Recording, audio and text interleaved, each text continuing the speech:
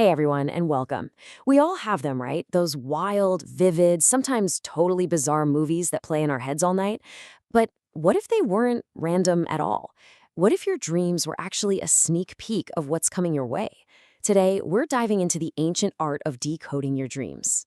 I mean, it's a question we've all asked ourselves. Are dreams just your brain's nightly cleanup crew? Or are they speaking a secret language, trying to tell you something? Well, believe it or not, there's an ancient system that says, yes, absolutely they can. And that system is called Swapna Shastra. It's this ancient Indian discipline, and it is all about interpreting dreams. The whole idea behind it is that our subconscious mind is actually way smarter than we give it credit for. It picks up on these tiny signs and omens and serves them up to us as symbols while we sleep, giving us a little glimpse into the future. So here's our game plan. We're going to use Swapna Shastra as our guide to look at the good stuff, the signs of good fortune. Then we'll get into the hidden warnings in the night. We'll also uncover a super important rule about when a dream actually counts. And maybe most importantly, we'll learn how you can actually cancel out any bad omens. All right, let's kick things off with the good news. What are the dreams that basically act as a cosmic green light, signaling that prosperity and success are heading your way? At its heart, Swapna Shastra really breaks dreams down into two big categories. You've got your auspicious omens, those are the high fives from the universe, and then you have the inauspicious warnings, which are more like a friendly heads up about potential roadblocks. Let's start with all the good stuff first. So according to this system, if you see symbols of royalty or growth in your dreams, like a king, a majestic elephant, or even just a climbing plant, that's a sign that you're about to attract some new friends or really powerful allies into your life. It makes sense, right? All these things represent strength, wealth, and a growing support system. And it doesn't stop there. If your dreams start featuring these really elevated symbols, like a temple or standing on a mountain peak, or maybe you're even being carried in a fancy palanquin, get ready. These visions are said to be a sign of a major status boost, pointing towards more authority and leadership roles for you. Now, this is where it gets really cool. The system puts a huge emphasis on knowledge. So, dreaming of planets or having one of those dreams where you suddenly just understand something really complex, that's seen as a sign of a major intellectual breakthrough. It's like cosmic wisdom is literally downloading into your brain. But, of course, not every dream is sunshine and rainbows. So now let's flip the coin and look at those inauspicious dreams, the ones that act as warnings and can actually help us get ready for whatever challenges might be coming. Okay, some of these are going to surprise you.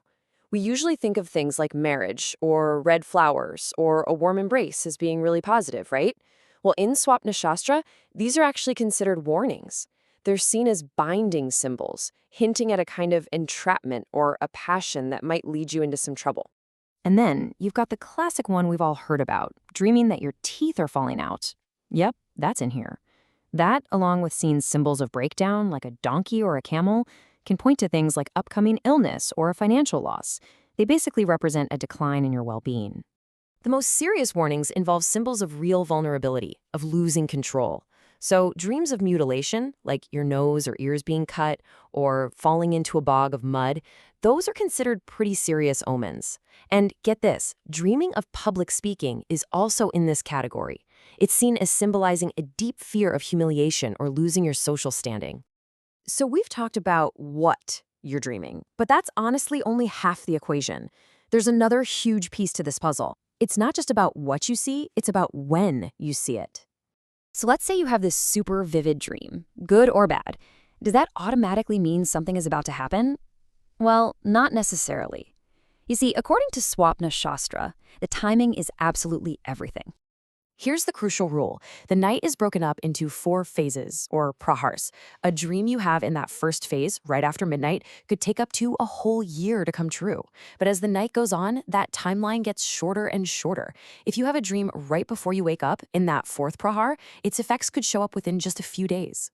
So to put it really simply, the closer your dream is to your waking reality, the faster its energy is thought to manifest. That prophetic power literally gets more potent as the sun gets closer to rising. Okay, so what happens if you have a really bad dream right before your alarm goes off? Are you doomed? Are you just stuck with bad luck? No, absolutely not. See, Swapna Shastra doesn't just point out the problems, it also gives you the solutions. And the very first thing to do is all about your reaction. The ancient texts say to stay calm. Panicking, obsessing over it, that's believed to actually feed the dream's negative energy and help it come true. So the first step is always just take a breath. So here is the 3-step remedy they suggest. Step 1, like we said, stay calm. Your reaction matters. Step 2, try to understand the message. See it as a helpful warning, not a sentence. And step 3 is a specific spiritual practice, reciting a sacred text known as the Durga Saptashati. And this is where the philosophy all comes together. Chanting this text is believed to call in the protective energy of the goddess Durga. The idea is that you can actively bring in a powerful, positive, divine energy to completely neutralize the negative energy from that bad dream. It's about taking action. So after all of this, what's the takeaway? Is Swapna Shastra a literal roadmap to the future that plays out in our sleep? Or is it maybe a really sophisticated way of understanding the deepest hopes and fears that live inside our own subconscious? Maybe the answer is a little bit of both. The real question is, what will you be looking for in your dreams tonight? Thanks for tuning in.